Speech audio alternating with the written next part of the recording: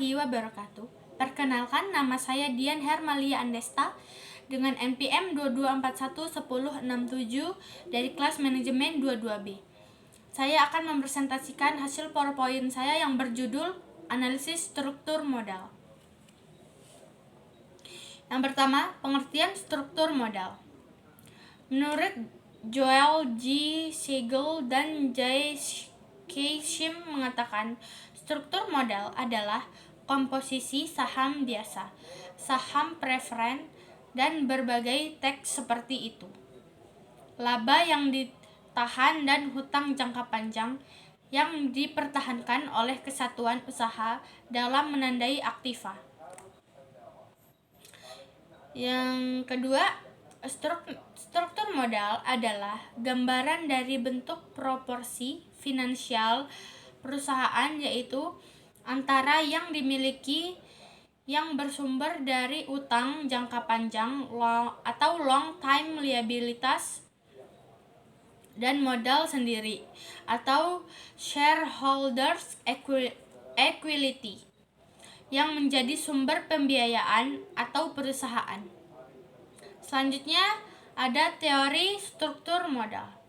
Yang pertama, teori pendekatan tradisional berpendapatan akan adanya struktur modal yang optimal, artinya struktur modal mempunyai pengaruh terhadap nilai perusahaan, di mana struktur modal dapat berubah-ubah agar dapat diperoleh nilai perusahaan yang optimal. Yang kedua, teori pendekatan Modigliani dan Miller berpendapat bahwa struktur modal tidak mempengaruhi perusahaan.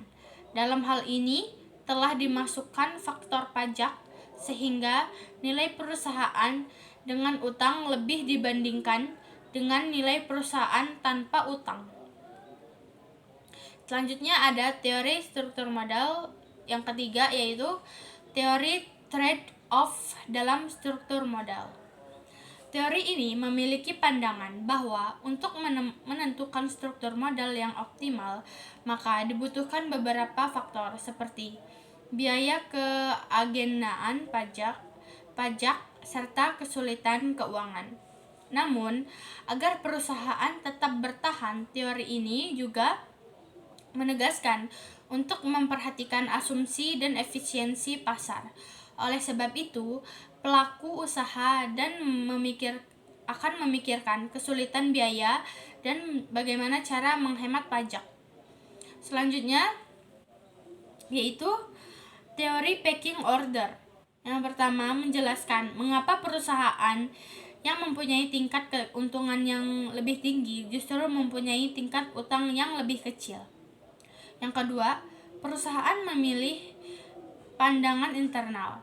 Dana internal tersebut diperoleh dari laba atau keuntungan yang dihasilkan dari kegiatan perusahaan. Selanjutnya yang ketiga, yaitu perusahaan menghitung target rasio pembayaran didasarkan pada pemikiran kesempatan investasi. Yang keempat, jika pandangan eksternal diperlukan, perusahaan akan mengeluarkan surat berharga yang paling aman terlebih dahulu.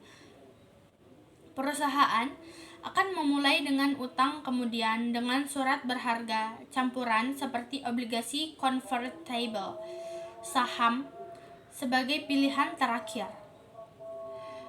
Yang kelima yaitu ada teori asimetri informasi dan signaling.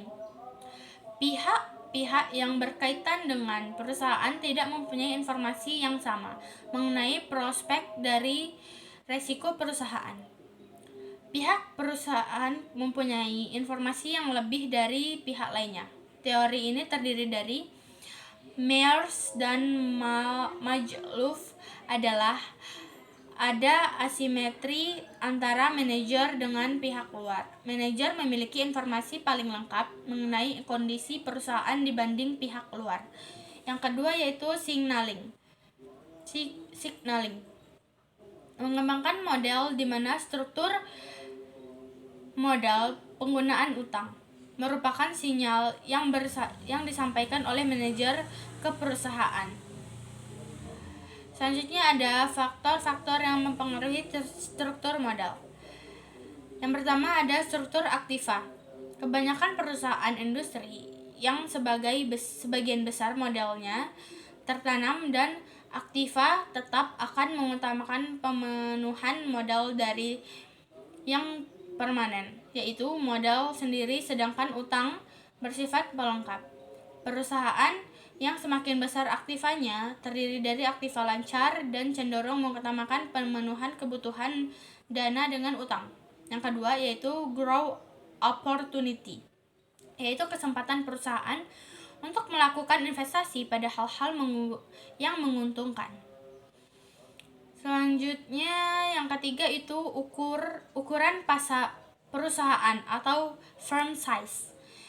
Perusahaan besar cenderung akan melakukan diversifikasi usaha lebih banyak daripada perusahaan kecil. Oleh karena itu, kemungkinan kegagalan usaha atau kebangkrutan akan lebih kecil. Yang keempat, profitabilitas atau teori pecking order mengatakan bahwa perusahaan lebih menyukai internal funding. Perusahaan dengan profitabilitas yang tinggi tentu memiliki dana internal yang lebih banyak daripada perusahaan yang mempunyai profitabilitas rendah. Hal ini menunjukkan bahwa profitabilitas mempunyai pengaruh pada struktur modal. Semakin tinggi keuntungannya dan yang diperoleh berarti semakin rendah utang. Yang kelima, resiko bisnis. Resiko bisnis akan mempersulit perusahaan untuk memperoleh pendanaan secara eksternal, sehingga secara teori akan mempengaruhi negatif terhadap level perusahaan. Struktur modal. Tujuan struktur modal tidak hanya untuk menyeimbangkan sumber modal perusahaan. Tujuan manajemen struktur modal lainnya adalah untuk memadukan sumber-sumber dana permanen yang digunakan perusahaan untuk kebutuhan operasionalnya. Kebutuhan operasional tersebut bisa memaksimalkan nilai ke perusahaan itu sendiri. Karena pencarian struktur modal yang memiliki konflik yang mengarah kepada biaya agensi. Agensi struktur modal atau debt to equity ratio merupakan salah satu rasio yang digunakan untuk menggambarkan struktur modal perusahaan. Selanjutnya ada fungsi struktur modal. Berikut ini adalah dari diterapkan struktur modal yang baik. Yang pertama, memaksimalkan pengembalian. Yang kedua, fleksibilitas. Yang kedua, solvabilitas. Yang ketiga, meningkatkan nilai perusahaan. Yang keempat, mengurangi resiko keuangan. Yang kelima, menimbulkan biaya modal. Yang keenam, alat perencanaan pajak. Yang terakhir, pemanfaatan dana optimal. Selanjutnya ada alat dasar manajemen struktur modal, yaitu analisis EBIT/EPS. Pada analisis ini, berhubungan antara EBIT dan EPS dapat dicari dengan cara yang pertama, menghitung EPS pada berbagai alternatif pendanaan untuk EBIT tertentu dan mengulangi langkah pertama untuk EBIT dan yang berbeda-beda sehingga hasilnya kemudian digambarkan dengan grafik EBIT/EPS. Yang selanjutnya, alat dasar manajemen struktur modal. Rumus EAT saham atau H hutang, jumlah saham dalam kurung EBIT bintang di atas dikurang C1 tutup kurung 1 dikurang T buka kurung EBIT bintang min C2 tutup kurung buka kurung 1 dikurang T tutup kurung sama dengan S1 S2, di mana EBIT bintang independent point C1 biaya bunga pada alternatif pembelanjaan 1, C2 biaya bunga pada alternatif pembelanjaan 2, S1 jumlah saham pada alternatif pembelanjaan 1, S1 jumlah saham pada alternatif pembelanjaan 2 yang T tingkat pajak. Baik, itu yang dapat saya sampaikan. Sekian dari saya. Wassalamualaikum warahmatullahi wabarakatuh.